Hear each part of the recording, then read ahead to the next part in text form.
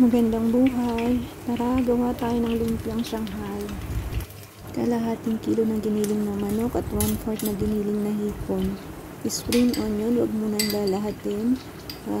Carrot, wag mo nang lahatin. Turnip, kalahati muna. Onion, chop na onion, puti yung ginamit ko. Garlic, isang buong bulb siya, isang itlog. Corn flour, 1/4. Gumamit ako ng Worcestershire sauce, 2 tablespoon. 2 tablespoon din ng oyster sauce at maraming black pepper ground.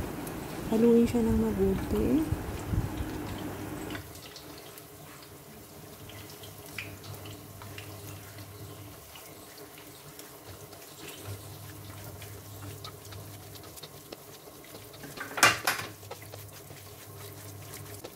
Ngayon, idagdag uli yung mga natirang aromatics. Haluin siya ng mabuti.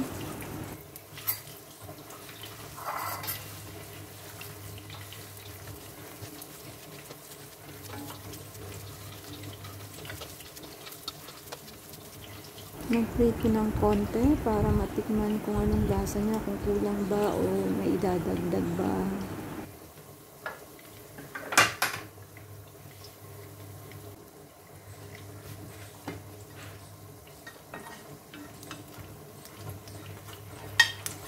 Dinagdagan ko siya ng asin at paminta. Haluin mabuti para ma-absorb ng texture yung asin at ang paminta na nailagay din. At ibalot na natin siya sa wrapper. Mga 1 tablespoon. Tapos i-roll up siya tightly.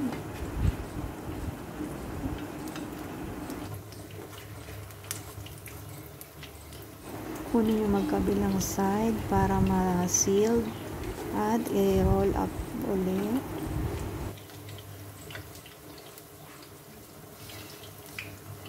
Sealin siya gamit ang tubig, pero sinasuggest ko na gumamit ka ng itlog dahil pag frinis mo siya tapos ipiprito mo, usually bumubuka, kaya itlog or yung mix ng cornstarch or flour. Nilagay ko siya sa isang container na pang sakto lang sa 2 tao. Iprito siya ng magkabilaan sa mahinang apoy lamang para hindi siya masunog.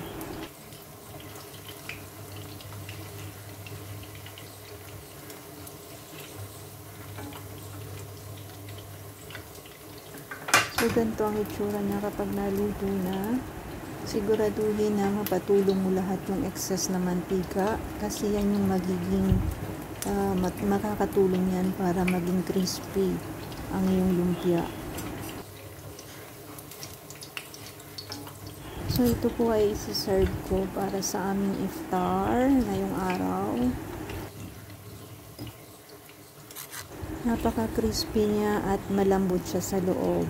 At dahil ngayong araw ay fasting ako, so atin na lang bubuksan. So ayan ang itsura niya sa loob.